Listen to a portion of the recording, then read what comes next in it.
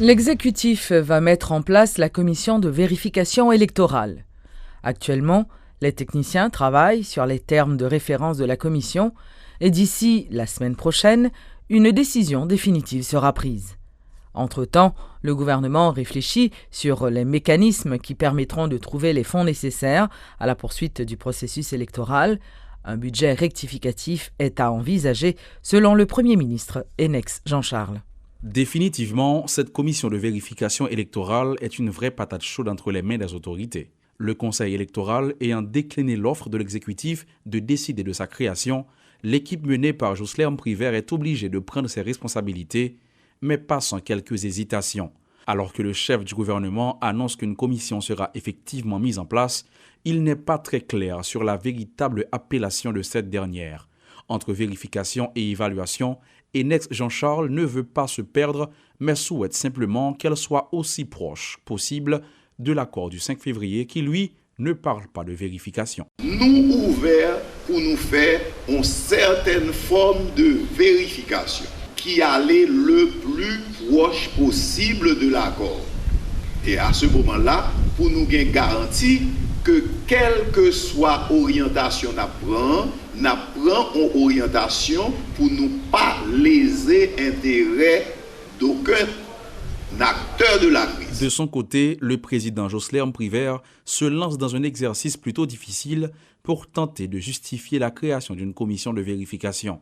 Le chef de l'État parle de rétablissement de la confiance et d'un climat approprié pour la tenue des prochaines joutes. Les préparatifs vont bon train en vue de la mise en place de cette structure, selon l'ancien sénateur devenu président. Les acteurs politiques qui avaient demandé cette commission, je les ai encore une fois rencontrés autour de cette commission. Certains ont déjà transmis à l'exécutif des projets ou propositions de thèmes de référence. Il nous reste qu'à consolider ces différents thèmes de référence pour arriver à un thème de référence qui répond aux appréhensions de l'ensemble des acteurs. Une commission pour définir l'avenir d'un processus électoral démarré en 2015 et qui a déjà épuisé 94% des fonds destinés à sa réalisation. Aujourd'hui, le gouvernement est indécis sur les mécanismes qui seront mis en place pour trouver les financements nécessaires à l'aboutissement de ce processus. Un budget rectificatif est prévu dans les prochains jours, indique le Premier ministre Enex Jean-Charles. À partir du budget rectificatif, là, nous avons identifié très clairement moyens pour que nous poursuivions le processus électoral. Là. Si nous jouons une promesse de la part des amis, nous, dans le budget rectificatif, là, nous prévoyons une contribution. Si nous ne pas jouons, nous sommes obligés de supporter au niveau budget rectificatif, là, toute organisation, élection. Élection, un mot qui a le don de bouleverser l'actualité et de faire passer au second plan tous les autres sujets. Presque 2 ans qu'Haïti est en mode électoral et l'aboutissement n'est peut-être pas pour demain, alors que les conséquences sur le bon fonctionnement du pays ne sont pas négligeables. La Commission épiscopale nationale Justice et Paix, la JILAP, estime nécessaire la vérification des résultats issus des élections du 9 août et du 25 octobre 2015. Lors de la présentation ce mercredi de son rapport d'observation de ces élections, la JILAP croit qu'il est impératif que la vérité soit établie autour de ces scrutins. La directrice nationale de l'institution, Jocelyne Collat, n'a toutefois pas précisé si cette vérification devrait conditionner la reprise du processus électoral. Doit y avoir une vérité qui fait sous élection qui était faite. Doit y avoir une vérification qui fait. Nous-mêmes, c'est ça nous croyons. Alors qu'on y a, nous question vérification. Qui est-ce qui peut faire vérification? Là, nous croyons que d'abord besoin de gagner un consensus politique pour bailler possibilité pour vérification capable faite. Et là, c'est entre différents acteurs qui concernent qui doivent gagner un chita palais, un consensus qui joigne une décision politique capable dire qui pour permettre ça. On y a après décision politique sous base d'un consensus clair qui fait qu'on y a le ça, yo ta capable dire qui qui moun comment y a organisé équipe qui pour faire vérification ça. OK? Est-ce que c'est KEPA qui pour faire vérification nous-mêmes nous pas fin clair dans KEPA, non quoi KEPA a joué un rôle. Mais nous pas quoi c'est KEPA qui a fait vérification qui doit être faite là. Selon le parti politique paysan, il est techniquement impossible que les élections soient organisées le 24 avril prochain.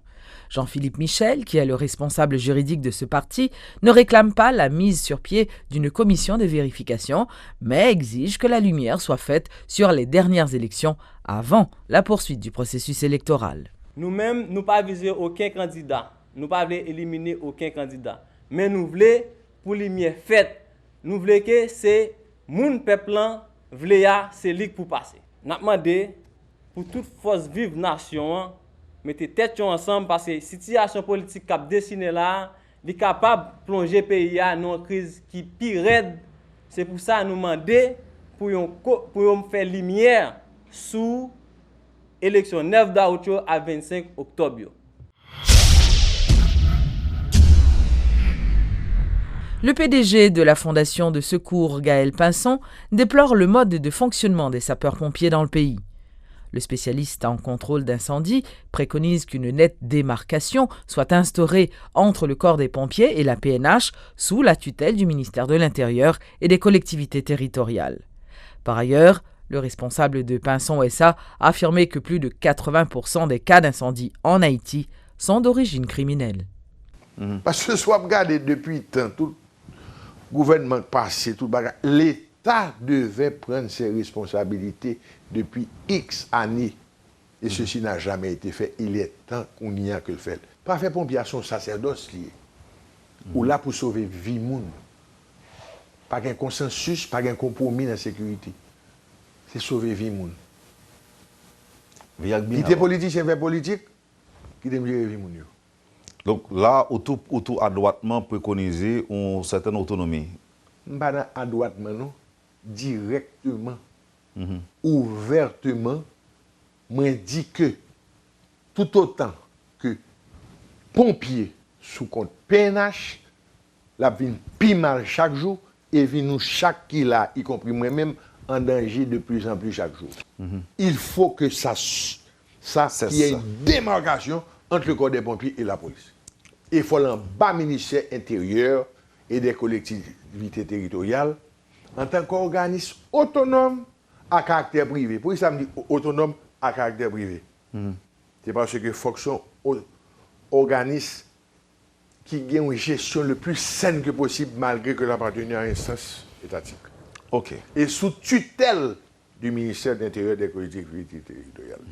Le fini la autonomie administrative et financière. Belvédère Dental Clinic, ouvert récemment à Pétionville, continue d'offrir ses services aux patients haïtiens.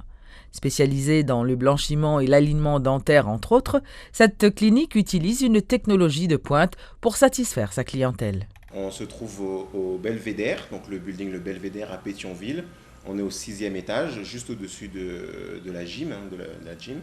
La spécialité, on est spécialisé ici pour deux choses. Donc tout ce qui est soins esthétiques.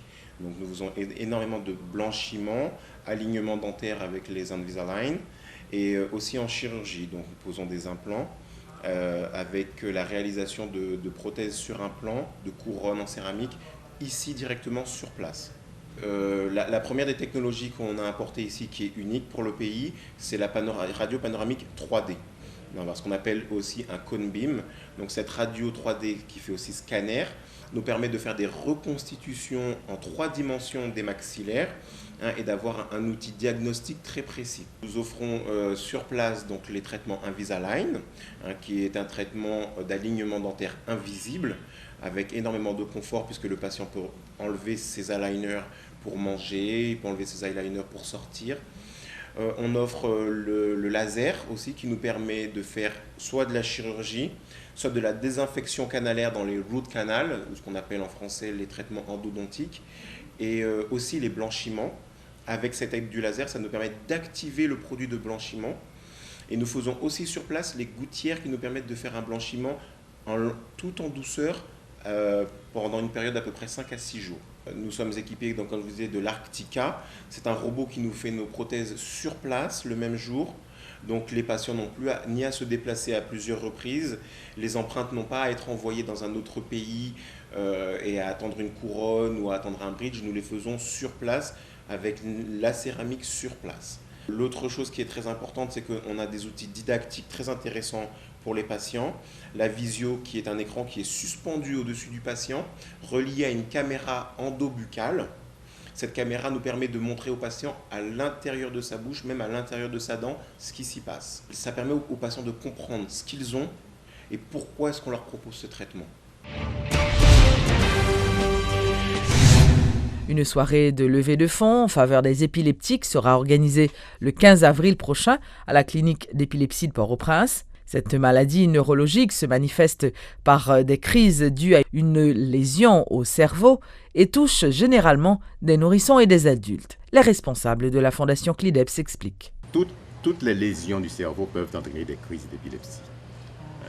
Quelle que ce soit une infection au niveau du cerveau, que ce soit du sang qu'il y a au niveau du cerveau, que ce soit une tumeur, ça peut provoquer des crises d'épilepsie.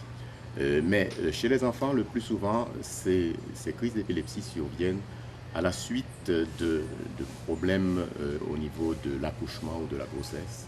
Et souvent, ces enfants ont des crises dès leur naissance ou quelques semaines après leur naissance. La clinique d'épilepsie de Port-au-Prince, qui est une fondation, est la seule institution ici offrant des services ou des soins aux épileptiques. Et ces soins-là sont proportionnés gratuitement à ceux qui n'ont pas les moyens de le faire. Et cette institution a comme ressources essentielles les dons et les levées de fonds qui sont organisés périodiquement.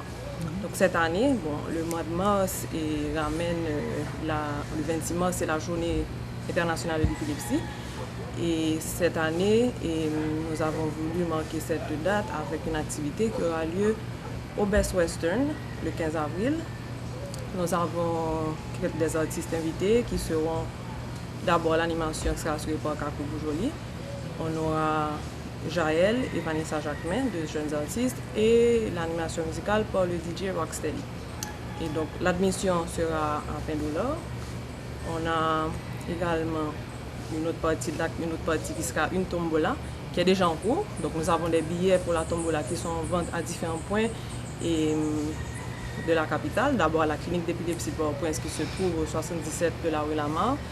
Nous avons des billets également en vente à Saga Boutique, à Pétionville, Choukoun, à Mélène-Mort et à Fit Zone.